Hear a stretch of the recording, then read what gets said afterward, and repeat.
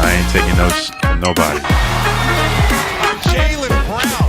Your superstars have off games. Follow us on social media at Celtics Talk Weekly. What's going on, everybody? Welcome back to another episode of the Celtics Talk Weekly. I am your host, Rob Hatayan.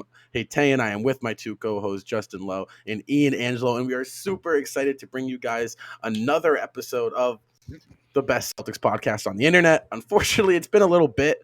We've just been super busy with honestly covering the games. So, I say this every episode, and I'm going to say it again. If you're not following us on social media, go do that. And actually go follow us on YouTube this time. This episode, because we've been doing pre and post game shows there every game, and they've been a lot of fun. So if you enjoy the podcast, we'd assume you're going to enjoy the pre and post game shows. It's just a live podcast. You get to come in, talk in the chat. It's been a lot of fun. So go do that. And also, if you're thinking about starting a podcast, there's nowhere else to better do it than Buzzsprout. Buzzsprout is super easy, and you can upload your podcast straight to all the main directories like Apple Podcasts, Google Podcasts, Spotify. It's super easy. We use it, and you should use it too. Buzzsprout is hands down the best place to use your podcast if you want to chat with friends, talk about sports or politics. Use Buzzsprout. Our link is in our bio. Couple that directory on your second paid invoice. You receive $25 gift card to Amazon. It's a win-win if you ask me. So let's get back to couple of our favorite segments here. We got the weekly recap. The Boston Celtics had a 2-2 week, a very up and down week. However, they finished it off in a positive manner. The Celtics last Monday at home took on the Chicago Bulls in an embarrassing fashion, blew a 19-point lead to lose the game 128-114. Jaylen Brown led all Celtics scorers with 28. That will be a common trend throughout this week. Then the Celtics went on the road for the first game of a 3-game road trip, and they took their first win of the week against the Orlando Magic, 92-79. Jaylen Brown once again led all Celtics scorers with 28. And the Celtics on the second night of a back-to-back against a red-hot Miami Heat team defensively put them in straps and won 95-78 behind another Jaylen Brown leading scoring night. Only 17 from Brown there, but a very scattered scoring night as Nesmith had 14, Langford had 13. So, a lot of help there from the Boston Celtics. And then last night, Saturday night, the Boston Celtics lose in a heartbreaking fashion, 104-107 to the Dallas Mavericks, as Luka Doncic called game on the Celtics yet again for the second year in a row. And Jason Tatum caught fire, finally got his touch back, and led Celtics scores for 32. Justin, give us the week ahead. Well, the week ahead, Celtics only have 3 games this week as they get a 3-day break Sunday, Monday, and Tuesday. They're back home to take on the Toronto Raptors on Wednesday. That's going to be a huge, huge game, judging, Raptors blew out the Celtics by 30-plus points on their home court. Tip-off 7:30 p.m. on NBC Sports Boston. Then the Celtics get a break on Thursday, then right back at it for a first night of a home-away back-to-back. They take on the defending champs at the TD Garden. They'll be debuting the new City Edition uniforms. Celtics and Bucks will play on ESPN 7:30 p.m. And then Saturday night in Cleveland, NBA TV to take on the Cleveland Cavaliers. Alrighty, so what's trending? After the Celtics absolutely was terrible against the Bulls and blew a 19-point lead, Marcus Smart had some comments after the game. He says, I think everyone's scouting report is to make those guys try to pass the ball. They don't want to pass the ball, and that's something that they're going to learn. They're still learning, and we're proud of the progress that they're making, but they're going to have to make another step and find ways to not only create for themselves, but create for others on the team. Marcus Smart was initially basically calling out Jason Tatum and Jaylen Brown for their lack of passing. And, well, I mean, at the start of the Dallas Mavericks game, Jaylen Brown was out due to hamstring tightness, and that's a reoccurring injury that he's had in the past. And after Luka Doncic, buys a majority stake of the Boston Celtics for the second year in a row, the media asked Jason Tatum about his thoughts on Marcus Smart's comments. Jason Tatum says, we talked about it and we had a team meeting, I guess. I know how to play basketball. I've been doing it a long time and I'm pretty successful at it. I've always made the right plays. I'm not perfect. I've got things I can work on. I think that's the good part about it. As young as I am, as good as people think I am, I've got a lot to improve on, and I'll be the first one to say that. I'm always going to play the game the right way, in the way that I was taught and the way I've played my whole life. That's never going to change. So, interesting comments back and forth. Rob? For sure. And, start things off here. Like we said, we haven't been here in a little bit, so we got a lot to talk about this episode. Right off the bat, Marcus Smart. So if you guys didn't watch the game, which if you listen to this podcast, I highly doubt you didn't watch the Bulls game. Celtics essentially go up by 19 in what the first three quarters looked like the best half or best three quarters of Celtics basketball we've seen in a long time. And it got completely overshadowed by a 19-point comeback that the Chicago Bulls put on. And not only a 19-point comeback. So listen to this stat, guys. It was the first time in NBA history a team trailing by 14 entering the fourth quarter won the game by 14. So it was an all-time collapse for the Boston Celtics. They really couldn't respond to the DeMar DeRozan run that was leading the Chicago Bulls. I mean, DeMar DeRozan gave us 37 points on 75% from the floor, which is just absolutely unbelievable. Super efficient game. So to follow that game, Marcus Smart obviously makes the comments, and essentially to sum it up was saying, Tatum and Brown aren't passing the ball. I can't do much if I'm in the corner. We got to work more as a team here. In totality, he wasn't wrong, but was he in the wrong to publicly say that to the media and maybe just instead say that to Jason and Jalen on the side in the locker room? It's kind of like a toss up in the air. I mean, I think the message was right. I think the night it came on for Marcus Smart, where he had 0 assists, kind of made it a little as the quote of the week has been mind-boggling. That's a little bit mind-boggling within itself. 0 assists and you're calling out your teammates for not passing the basketball.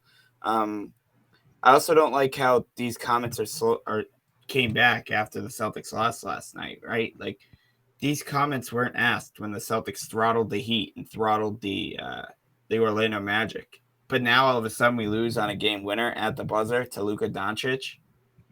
Those comments are going to come back up. Where Jason Tatum had the best game of his season so far. And I thought Marcus Smart, besides that foul, he didn't play horribly. I think maybe the message could have been held in-house. They kind of, I don't know if you've noticed, Seamus actually pointed this out as well, as the Celtics coaching, like Ime Udoka and even like the players, like they're kind of going all in on these press conferences, really giving the media something to soak up and talk about.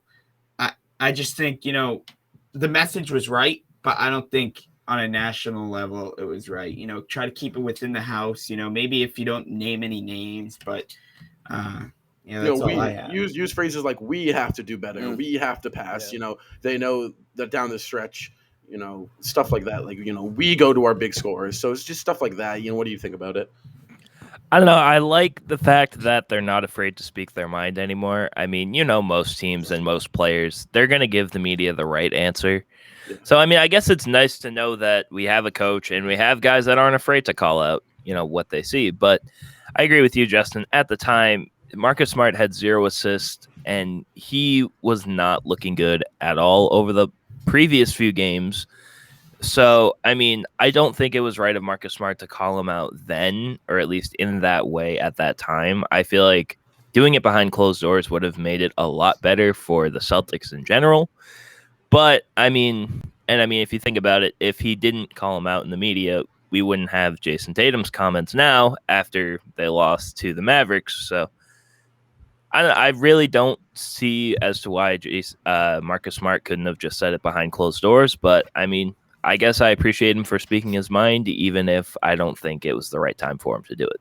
Yeah, and I think it might have been because this was Tatum's first time addressing the media since the comments were made. So you got to look at that. Yeah. Maybe it was just their only opportunity they got to ask him about the comments. However, I completely agree with you, Justin. It does feel like the Celtics are kind of giving the media too much to talk about with us, too much to kind of you got to realize it's a long season. It's hard for a team to constantly have them brought up in the media negatively. So, that even goes to the Jaylen Brown injury. Udoka kind of gave the media a sense where, now Brown's missing a couple weeks, right? When we don't know if that's true. So it's like, obviously Jaylen Brown, hamstring strain. Ime did say it was precautionary. is this something you think we have to start worrying about this season? Is Jaylen Brown and his injuries, or do you think it's just the Celtics? Injuries happen. Celtics are being just a little cautious about it. I think it's a little bit of both. I think it really is a little bit of both. I think we said this in the post-game show. I think if that Miami game had been closer, Jaylen Brown goes in, stretches it out a little bit, and then tries to get back into that game. But since it was such a blowout, it was second out of a back-to-back. I think it was more of a caution thing. And then after that, like you said, Ime Udoka's comments, he was speaking, but he wasn't sure about what he was saying, but he was saying it anyway. Yeah. And that's a big problem to me because other than LA and New York, Boston is one of the biggest, what's the word? Sports media markets. Giants. Yeah, in the business, right? And they're one of the most storied sports markets in the business. So, to give that kind of information where it's like, well, we're gonna send Brown, we're gonna know more tomorrow, but at the same time say he's gonna miss a few weeks. That doesn't add up to me. So I really don't know how to feel about this Jaylen Brown injury. And then we kind of put into perspective where last night Rob told us that this is the same injury that kept him out a few games in the playoffs back in that 2018 run. So, the kind of levels of concerned and not concerned kind of balance right now. I think I'll wait for the official report to come out because, like I said, we're giving the media way too much to talk about. And I don't know what to believe at the moment right now. Yeah, I mean, it's kind of rough, especially when we get to listen to the media talk about the Celtics in this way again, like it was a few years ago. Now, I mean, it's not as bad as it was a few years ago, but at the same time, I don't know if this is what I'd like the media to be talking about the Celtics. I mean, we have a good team. We have two young guys that can be potential faces of a franchise. I mean, we have good depth. I mean, they shouldn't only be talking about the comments that Marcus Smart and Jason Tatum are making. But at the same time, it feels like the only time the media talks about us is when there's some sort of controversy going on. Now, I mean, that's not really a shot at the media or anything. I'm just saying, it doesn't feel like the Celtics, although they have a huge sports market, at the same time don't get the same media coverage like that. Anyway, I don't even know where I was going with that. Well, I completely lost my thought where I was going with that. No, yeah, for sure. But, however, we can't only talk about the bad. There were a lot of good things that happened this week. And I think that's something we got to focus on. And I think it's important. A lot of Celtics players said, came out and they're like, listen, it happens. You got to embrace the struggle. Rob Will said that, Al in the locker room, he said, embrace it, guys. Learn from it. Losses happen. It's how you grow from the losses. And I think a lot of these players are taking that to heart. And that's really good. Like I said, one thing that's different from this team, from any other team the Celtics have had in the past 2-3 years, is Al Horford, right? Al Horford is really a guy that can make a difference in a locker room. And from the Celtics, what was it? Let's see. I mean, 2 out of the past 3 years, you could say they've had some locker room problems dating back to Kyrie. So Al Horford's a big-time help, right? And you got to look at the Boston Celtics. They struggled to start the season, right? First 10 games, 4-6. It really shouldn't have been. It should have been a 5-5. Like I said, you look at some of these games. You lose off of Luka Doncic prayer, right? You lose off of an overtime, a missed dunk and a missed layup in overtime against the Knicks, right? You have a collapse against Chicago, right?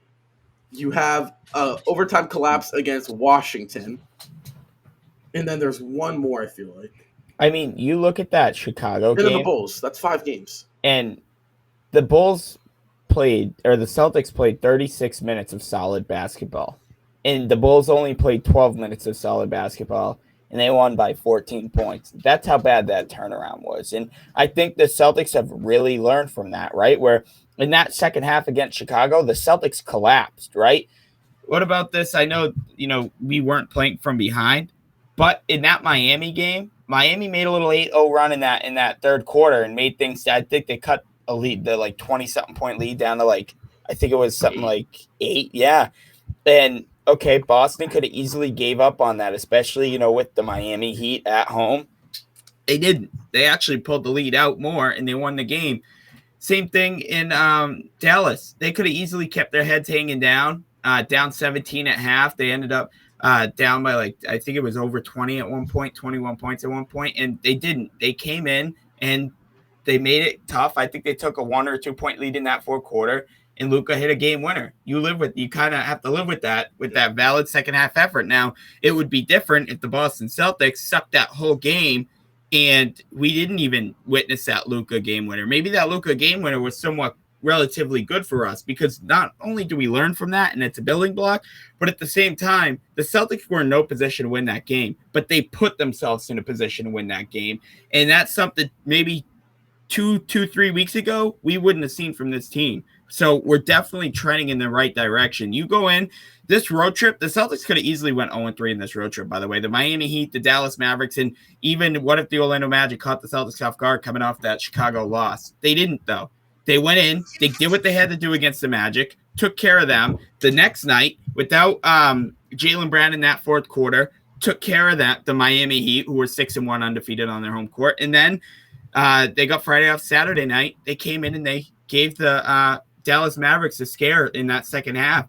I can't really ask for a better road trip. Obviously, going 3-0 would have been amazing, but with the position the Celtics were in heading into the road trip, I'm feeling a lot more comfortable going home to play the Toronto Raptors and the Milwaukee Bucks. Completely. And you know what? I think something you have to look at with that Heat game that I think really stood out to me. The Boston Celtics' largest lead of the night came after the Heat put it to 8. So the Heat put it to 8, and then the Celtics closed the door back on them and put it up to 25, I believe. Yeah. So that right alone, it tells a sign that, listen, they learn from that, right? There's progress being made. And go ahead. Oh, no, I was just going to talk about this team's resiliency that, it doesn't seem like we've seen over the last couple of years, because when we watched games, let's even say last year, when they were down, you knew the game was over. You knew they weren't coming back. You knew they weren't going to show anything to where they were going to make a big comeback. Yeah. But it feels like now the Celtics are always in games. It doesn't matter if they lose them or win them or not.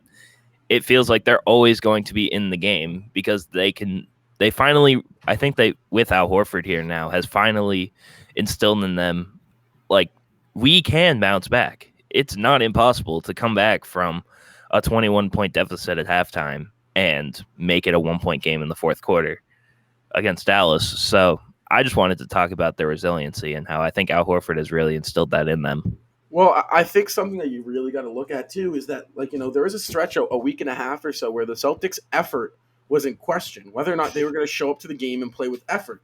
I don't think that's a problem anymore. You got to assume, every game for the past, since that Chicago game, every single game here, it's only been 3 games. Yeah, sure, but still, they've come with effort. Every single game they've come in and played with effort, which I think is amazing. I think at this point, it's really about, can the Celtics get offensively in the rhythm? And I think, that's a common trend around the league that a lot of teams are struggling with right now, is just, a lot of rule changes have made it a little different to score the ball. And I think that once the Celtics offensively get down and get a handle on who they are, on that side of the ball, I think they're going to really hit their groove, because, like I said, it's no longer it's no longer effort. It's really just, can they make shots? Can they get the shots that they want? Yeah, totally. And I think their defense has just been, I know we're kind of talking about the offense, but I just want to mention the defense, because the defense has been terrific. 2 out of those 3 games on that road trip, you held your opponent to under 80 points. And then the Dallas Mavericks, who 1 through 5 can shoot the basketball like crazy, they held them to 107 points on a game winner. I just think the Celtics defense came to play. I thought they played particularly well on Luka Doncic. This is his second year in a row hitting a game winner over 2 or more people. There were 3 on this last night, and then there's 2 on the Kemba and Nesmith on the game before that last year, where, Celtics brought it in the Celtics brought it last night defensively in that second half. And they brought it really, really good. They put a lot of pressure on Luka Doncic and their star player. And that kind of did allow some other players like Dorian Finney-Smith, Tim Hardaway Jr. to hit some big shots. But at the same time, Reggie Bullock. At the same time, you kind of live and you learn with that. And, I just think the Celtics really stepped it up. Now, kind of like what Rob was saying, last night in the second half, the Celtics had a pretty good offensive second half. They had a horrid first half. But second half, Celtics did play pretty well. Yeah. if they can get on the same page for 48 minutes of basketball, meaning offense and defense, this team is going to be scary. And I know, you guys say that all the time. No. When the Celtics have a game of defense and they can hold an opponent to 78 points and win the ball game, that is terrific. When they have a game of offense where what they did against the Chicago Bulls, despite that fourth quarter, we saw how good that team can really be offensively against the Bulls, and we saw how good this team can really be defensively against the Miami Heat and Orlando Magic. Once you put those two together and finally mesh that, this team is going to be scary. I know it feels like we say that all the time, but I just feel like this team needs to get on the same page. No, I agree. And I think, like I said, it really falls into the 20 games into the season, right? So, if this next 10 games come, because 10 more games and we're at the 20 game mark, which is kind of crazy to think, damn, already a fourth way down and we're done with the season. Yeah. However, if next 10 games, right, we're still saying this, that is when you're like, okay, no, right? Because if we're still 20 games into the season and we're still saying like, if they can figure it out on both sides of the ball, well, probably not. Right, because it's been 20 games, and that's what. So, our next podcast will come out. So, in 20 games will be Thanksgiving, right? 20 games in, you're at Thanksgiving.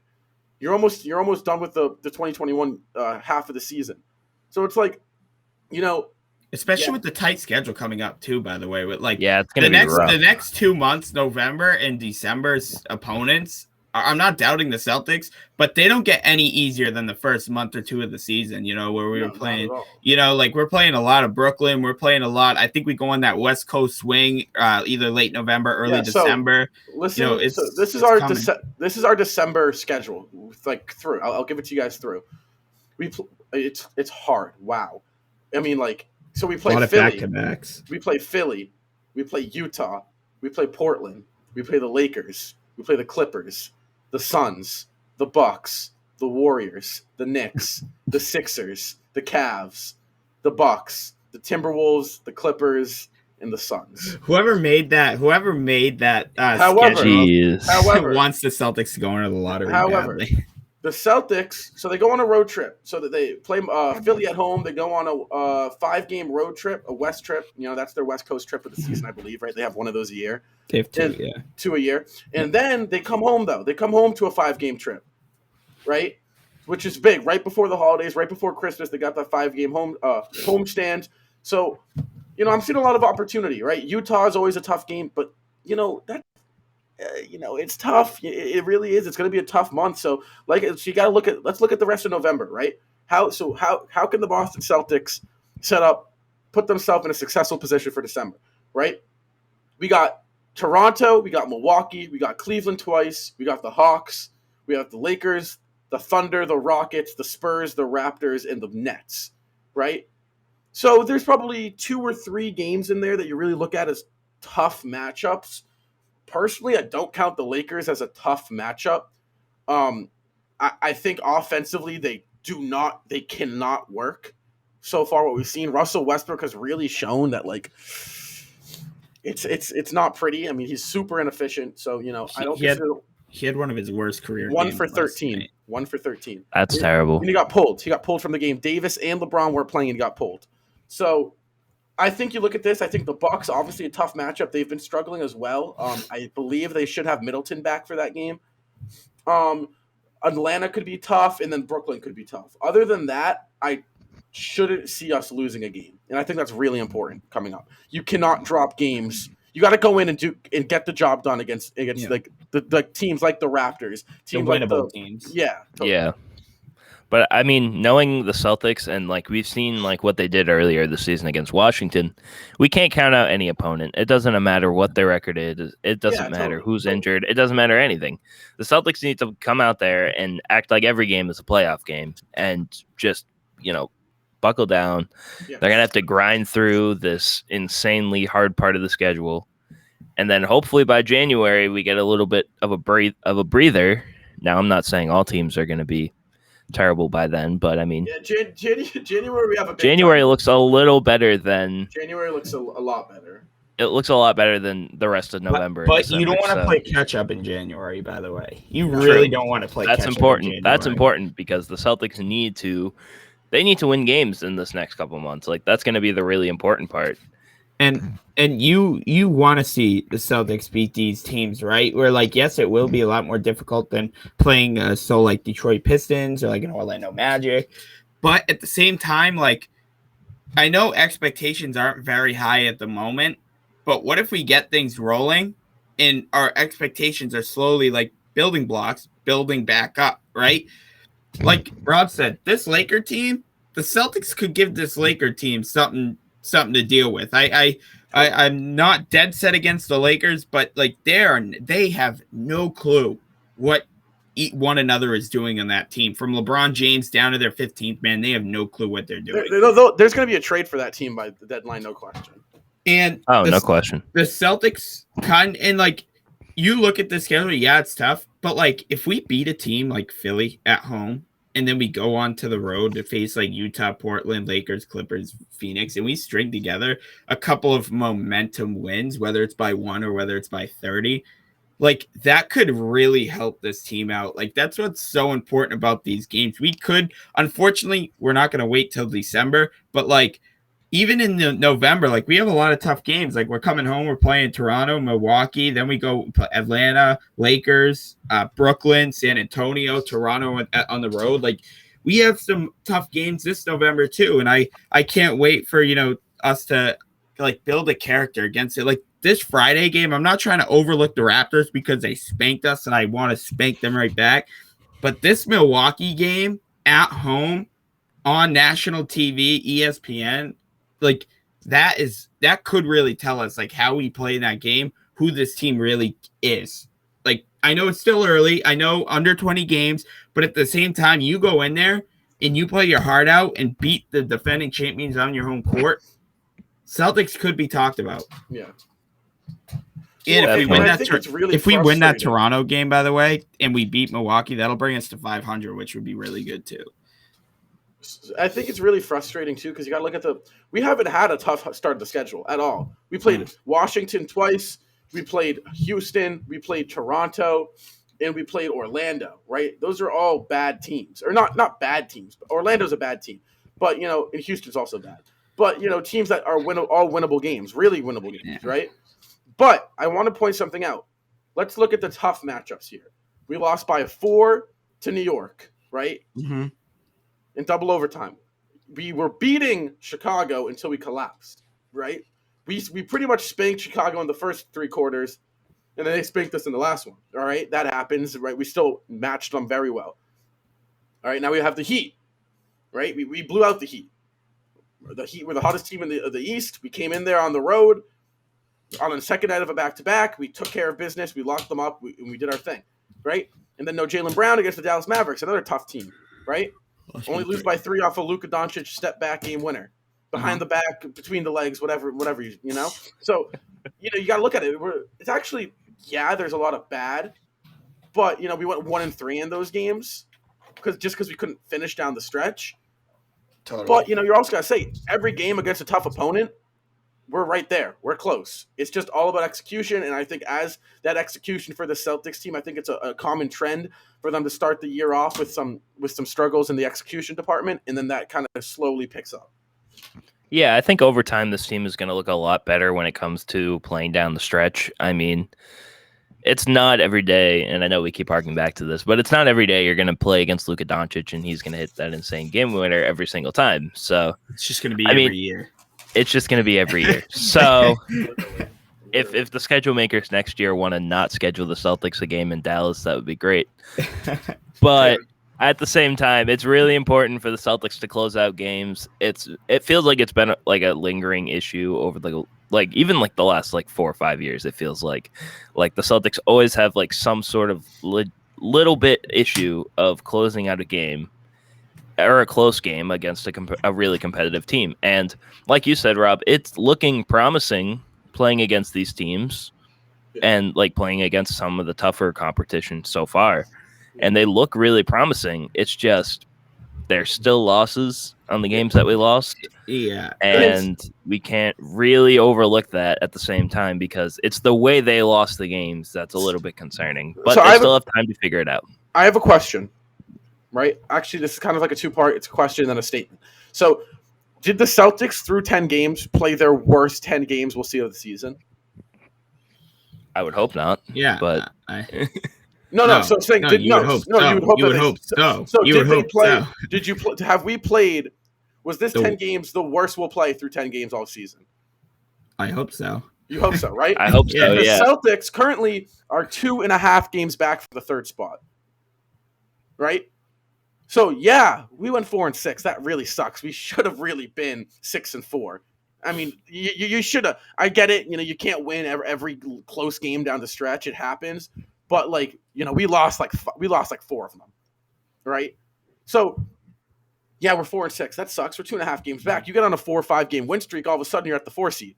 You're looking really good, right? So it's just building blocks. It's keep that attack mode, right? Because like we said, the Milwaukee Bucks are also 4-5. The Atlanta Hawks are also 4-6, right?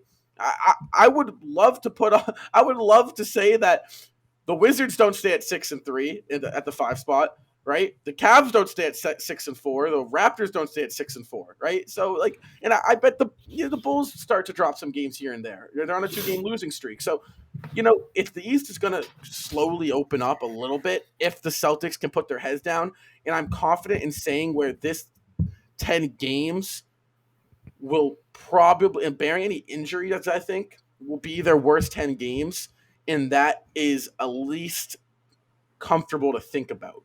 Right, where I think from the here on out, the only direction we go is up. And so far, we have been these last 3 games since that Chicago game.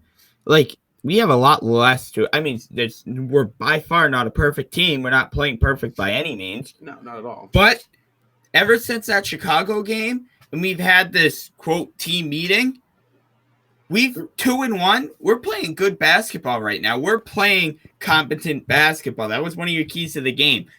Just go in there and play goddamn competent basketball. And that's what the Celtics have been doing, right?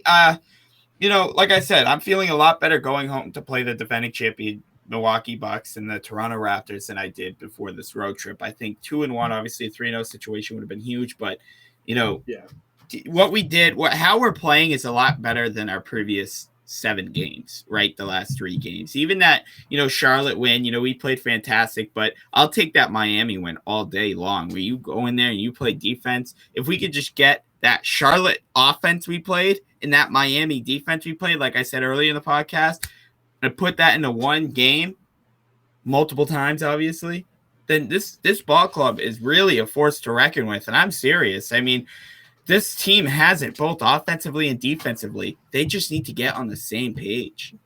Yeah, I think another thing I want to see coming into this Toronto game is how are you going to bounce back since that team meeting? Because they won those 2 games since the team meeting, but they just lost last night. So how are they going to bounce back against the Toronto Raptors? We've said this a million times. They spanked us on our home court. They booed us out of the building. It didn't even look like we belonged on the court at our own home court. So what are they going to do to bounce back? And I just want to see it. I just want to see them bounce back and take care of business at home. Well, the Celtics, last time they're on home court, right, they got slapped in the 4th quarter in an embarrassing Chicago loss, right? So the Celtics, this is what needs to happen, right? This is what actually, this needs to happen, is they have to go in and they have to blow the Raptors out. You cannot let the Raptors hang around. You cannot win a game that you just barely get by, right?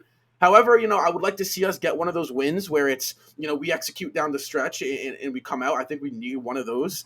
However, I want to blow them out. I want to offensively be firing on all cylinders, no Jaylen Brown, and I want to blow that team out. And then against Milwaukee, right? I want us to play complete 48 minutes of basketball. Now, okay. That needs to happen. I just want to see the Celtics get a goddamn win on their own court. The Celtics are 0-3 at home. Go out there, like Rob says. Play like you want to win. Blow them and out, win on your home court. Yeah, blow them out. Win on your home court. They blew you out. I want you to hang up a picture of the final score of opening night on the locker, everyone's locker. And remember that. On opening night, the Boston Celtics lost by 32 points to the Toronto Raptors. Rob, you were at that game. They got all 3 of their games, home games. They've gotten booed off their home court. Yeah. Go out there. Celtics have a winning record on the road, by the way. 4-3. They're playing better on the road than they are at home. Really be 5-2. Yes, 5-2. I know that. But no, I know. We'll take any winning record, by the way. So, and I remind you, Miami, Orlando, and Dallas had more Celtics fans than there are at the TD Garden for some stupid reason. There are incredible amounts of Celtics fans. Oh, your mic's muted, Rob. Hello? Yeah. Yep, there it is. Oh, okay. So my friend actually went to the Chicago game. He's a Bulls fan. So he went to the Garden and he said it's actually empty. He was like, there was no one in there. It didn't really feel like a Bulls Celtics home, a regular season game. So, I can't make however, my mom and dad went and they said, it looked, pretty normal. So I don't take it. I Bulls fans, I feel like it takes, I feel like it takes a while for the TD Garden it was a Monday night. You know what I mean? Like people get out of work. I do think there's a lot of times. Yeah, sure. Okay. Yeah, sure. Yeah. But my point is that, listen, if that's true, Celtics, you got to start getting some wins here. Get that Garden backpack. You I totally want to see a packed Garden. So if that's true, let's get some. Give them become a hot ticket. You want people to come to the TD Garden and watch the Boston Celtics, right? I will say, even if that Toronto game's not going to be packed, that Milwaukee game is going to be nuts. I can already see it. It's gotta be. It has to be. I can't wait. I want to see games where I see Mac Jones sitting sideline. I want to see Paul Pierce sideline. I want to see Belichick back in the building. I mean, that's when I remember back in the 2018 playoffs, always come to the games. Belichick make an appearance. Gronk every game. Edelman would make every game. Yeah, you would see Michael B. Jordan would come to games. You would have what's his name? Gucci Mane, Meek Mill. Oh, Gucci Mane, yeah. Yeah, Kevin Hart. So let's get back to that hot ticket. It's just string together some wins, right? Jason Tatum is big time. He's big market. Sure, maybe he's not Kyrie Irving. Personally, I'd say right now he's a just as big as a ticket, although Kyrie's got the whole vaccination publicity he's got going. So, just get some wins at the TD Garden. Let's get the Patriot players back on sideline. Let's get Pierce back on that sideline. Let's get it going. Let's make home court feel like home court. Yeah, I'm sick and tired. Yeah. It's so crazy that we have to say that, though. Yeah, let's get Drew Bledsoe. It's so back nuts that we have. It's mind-boggling that we have to think about that we still have to win on home court. Think of it like TD Garden used to be one of the biggest, or Boston Garden used to be one of the biggest home court advantages in all of sports, home field, home court advantages of all sports. Nowadays, at least this season and even last season, teams would walk into there no problem, absolute no problem. And now that we have the ability to have 100% capacity back in there, go get tickets. They're not that expensive. I think that's what they're trying to do, is drag some people in. They're not that expensive right now. Go in, go enjoy Celtics games and get loud. You know what? There's only 2 other teams that haven't won a game at home this season, and it's the 2-8 Orlando Magic and the 1-9 New Orleans Pelicans. Those are the only other 2 teams in the NBA that haven't won a game at home this season. So, I mean, unless you want to be, I'm not saying that they are going to be the Pelicans, but we've played what? We've played 8. We've played 3 home games. We've played 7 games on the road and 3 games at home. Yeah. So it's but still, you want to go out there. No, totally. We should have a win by now, but I'm trying to find. So the 2017 season, the Boston Celtics at home had a record of. Let's see if I can find this. Jeez. I mean, oh God, throw back to that 16-game win streak. Weren't times amazing back then? Oh my God. But yeah, that 16-game win streak back then, I remember. I think we lost it. We lost it to Miami in a game that we should have won. So it really should have. It should have hit 20. I remember. Didn't we start the season 0-2 that year? Yeah, we did. We started 0-2, and then we went on that 16-game win streak. I think the game I remember the most was that game they beat the Warriors in. Yeah, me too. But that game was nuts. That game was nuts. That was a home game. We went 22-4 to start the year. Jeez. And we started 0-2. 22-4. We went 20-2 in 22 games. That team was, yeah. Horford, Marcus Smart, Jaylen Brown, and Jason Tatum were all a part of that, weren't they? Yeah. So Yeah, they were young, though. They were. Let's start it at home. Don't do it again before you get that December schedule going and you look at it and you crap your pants. Because that is a hefty December schedule. That is a really tough December schedule. Whoever made that schedule is definitely like a Lakers or Sixers fans and just hates Celtics. It's like this. He was a Knicks fan. He definitely was a Knicks fan. Oh, definitely a Raptors fan. But if you guys don't watch the pre and post game shows on the Celtics Talk Weekly YouTube channel, definitely go watch the post game show of the Toronto Raptors game at home. The comment section in that video is hilarious. And also the video itself was kind of funny, but at the same time, that's why we always bring up the Toronto Raptors. So Toronto's a joke. That was kind of the funniest part. I'm That sorry. was the funniest part. I'm sorry. No, I think it's so funny when people try, the Boston. You cannot talk. You can't talk trash to Boston sports fans. We over the past 10 years, we have dominated sports. We have 3 Super Bowl rings? Yeah, but we have two World Series rings. We don't have any NBA. We don't have, of course, we don't have the Celtics ring. We have a Stanley Cup. We countless conference finals appearances, conference playoff appearances. Okay, but they own only have sports. Right. Even in basketball, though, they have 1 ring compared to our 0 and 10. No, years. totally. It's not sure. they're blowing us out. And like Klay Thompson and Kevin Durant don't go down in that series. You're not winning that series. Yeah, totally. However, they Toronto only has 2 wins as. And if that Kawhi Leonard shot don't go in against the Sixers, you ain't going. So, and sure. I think the only other championship they won was a soccer team. So I think they have 2 championships in the last 50 years. They have one, and we don't. Sure, but. Guess what? If Hayward doesn't go down, we probably got 3. So 7. Probably get 7. We become a dynasty and we take over the league. Whatever. Raptors fans can they piss me off. However,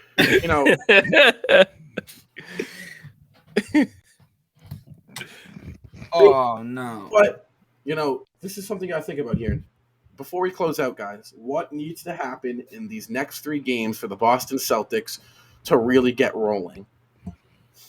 Go out there, and I really think winning on your home court is huge, especially last time you were on your home court, you got blown up by 30, then you lost a 17-point lead and lost by 14. And then after that game at home, all of a sudden shit hit the fan, excuse my language, and all these, the media, they gave the media so much to run with, and then you go on the road, go 2-1 and come back home, get a momentum win against the Toronto Raptors, a solid momentum win against the Toronto Raptors, and go out there and take care of business against the defending champions. Yes, they're 4-5, the Milwaukee Bucks, but they're still the Milwaukee Bucks. They still have Giannis. They still have Middleton. They still have Brook Lopez. These guys are still a force to reckon with. Go in there and get the job done. Couldn't have said it any better myself. Just don't give anything. Just don't do anything that would make you a target in the media to talk about. Just play basketball. I said this before, and that was during a time where they weren't playing it, but just play competent basketball. Just show up. Tape your and mouth play. shut. Tape them shut. Shut it on the court and off the court so you don't get, a million technical fouls. Yeah. So, but yeah, it's just going to be important for them to just go in, play basketball, and just focus their entire energy on that and don't focus on anything else. Just focus on playing basketball. Win and do whatever it takes to win. Whether that's diving on the floor, whether that's picking up a technical foul, whether that's, if you're winning in, whatever it takes talking to the media publicly, then talk to the media publicly. If that's what it takes to get these guys going, then sure, do it. But I'm sick and tired of the Celtics losing. Do whatever it takes Call to each win. other out. Look at Emu Udoka called out Jaylen Brown. We've been seeing Jaylen Brown play some of his best basketball. We saw Marcus Smart call out Tatum. Tatum comes out and drops 32 points against Luka Doncic. I don't care what it takes, but the standard for the Celtics needs to change now. You're winning every time you step out on that court. You're winning. The expectation, win. It is to win. In the Celtics, they need to start winning. I want to see 3-0 over these next 3 games. I want to see them smack around Toronto. I want to see them compete heavily in Milwaukee and pull a good win. I want to see Jason Tatum 50. I want to see Grant Williams 20. I want to see it all. I want to see the Boston Celtics cooking this week. So next podcast, we can come in and we can absolutely over-exaggerate where this team's going. And I would love to make that happen. Boston Celtics, like I said, week ahead. Toronto Raptors at home. What's up? No, you're good. Sorry, no. Oh, okay. They play the Toronto Raptors at home. They got the Milwaukee Bucks, and they head out to the road to play the Cleveland Cavaliers twice. One game is this week. One game is technically next week. However, we will have the first Raptors game covered. _weekly. Go follow us on YouTube at Celtics Talk Weekly. We do pre and post game shows there. Every single game, full coverage. It is a lot of fun. It's a good time. If you want to watch the game somewhere, you don't got anywhere to watch it, head over to Ian's TikTok. It's a lot of fun. I go in there from time to time during the halftime. I put my thoughts in. So if you want to come talk trash with me, that's where you can go do it. Guys, this has been a great podcast. I'm Rob. Don't do it. Oh, we got it. Have a great night.